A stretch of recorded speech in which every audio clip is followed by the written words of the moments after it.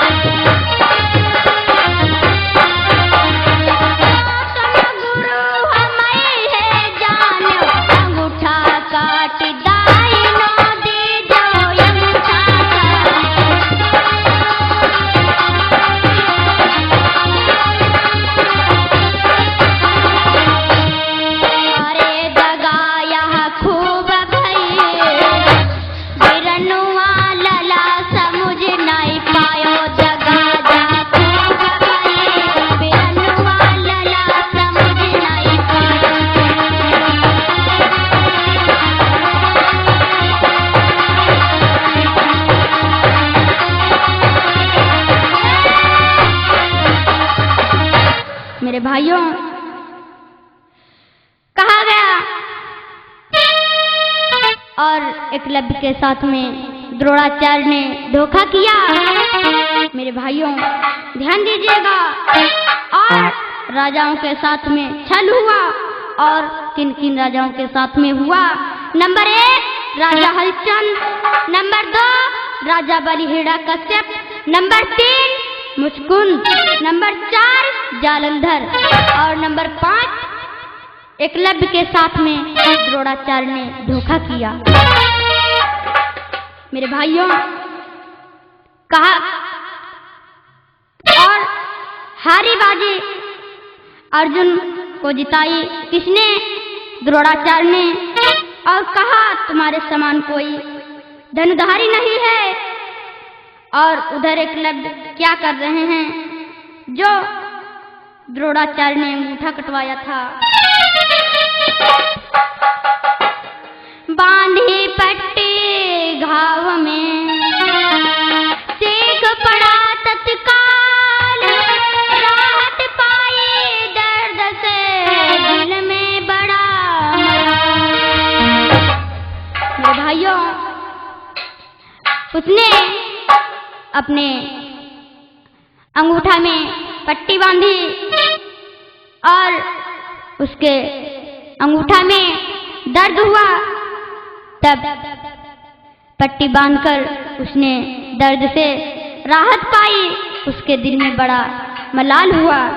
मेरे भाइयों, सिख विद्या को लभ्य ने करते बाएं हाथ, माता पिता पाई खबर चले पुत्र के। भाइयों, पिता ने राजपाट सौंप दिया।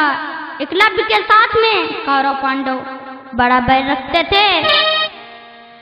अब पुत्र वीर एकलव्य को देना प्यारे ध्यान, हिरना धेनु चलते बने छोड़े अपने प्राण।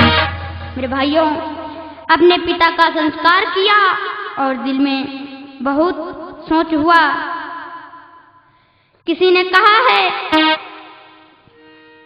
कहीं के मरी बेटे भरा मुँह जाने उपजे, कहीं के मरी बेटे दुख हुई जाए, कहीं के मरी बेटे बाजन टूट, कहीं के मरे छूटे ससुरारे।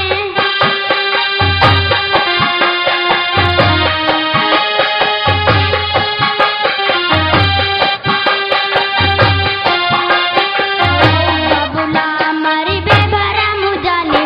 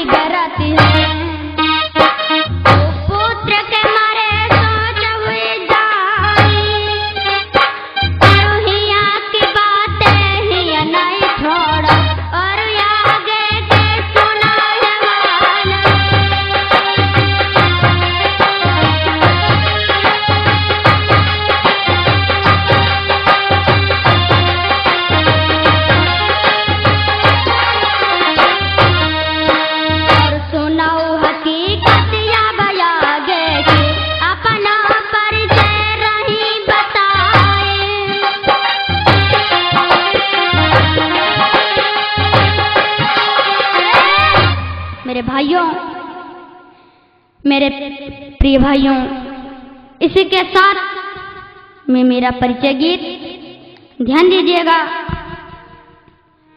सुनो मेरो परिचय गीत रही बिरन बतलाए, सुनो मेरो परिचय गीत रही बिरन बतलाए।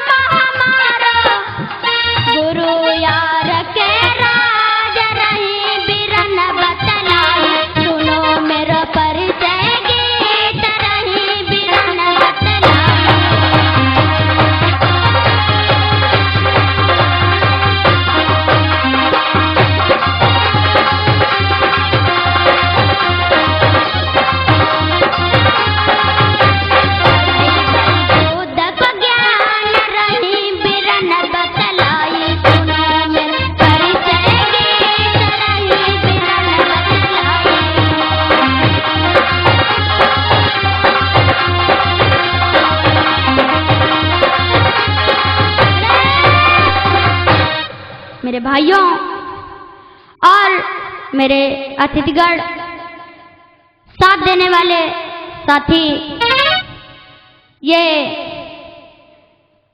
नकारा के साथ देने वाले राजू भैया और ढोलक पे साथ देने वाले राजेश और चिमटा पे साथ देने वाले मेरे सुभाष भैया और ये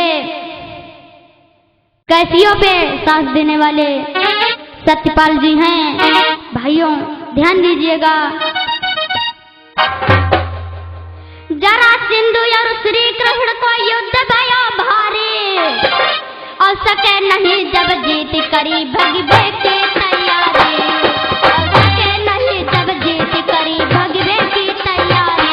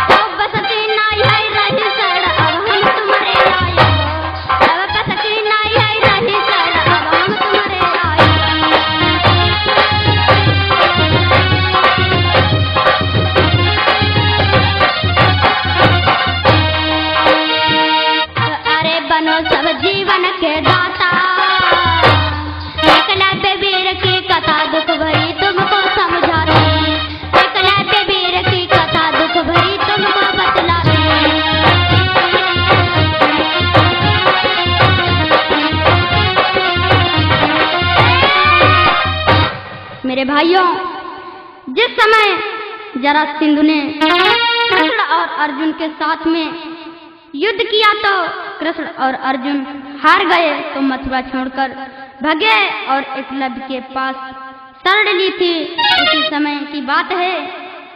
अरे पुरुष बलि नाई होती है मेरे भैया, कोई समय होती बलवान दे।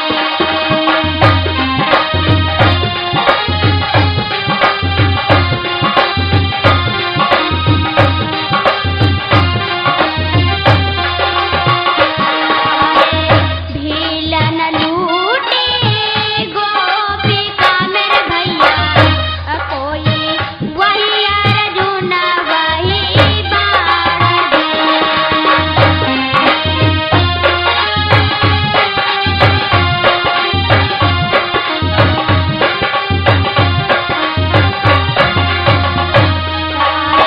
कथा तो पूरी हुई गई मेरे भैया, कोई सुनो या पछितलाई दे।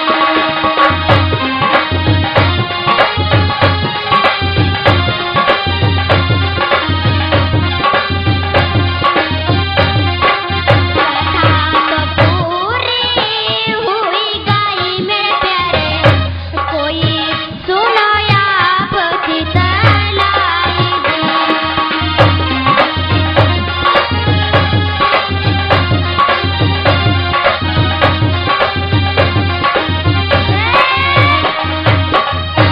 मेरे भाइयों, मेरी बहनों,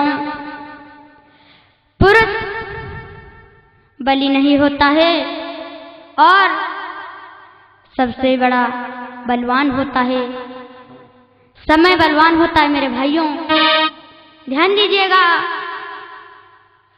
इसी के साथ में मैं अपनी बहनाओं को आगाह करती हूँ। आप लोगों के लिए मैं एक गीत संदेश के रूप में दे रही हूँ, सुनो। उठो बहना पढ़ो विद्या, उठो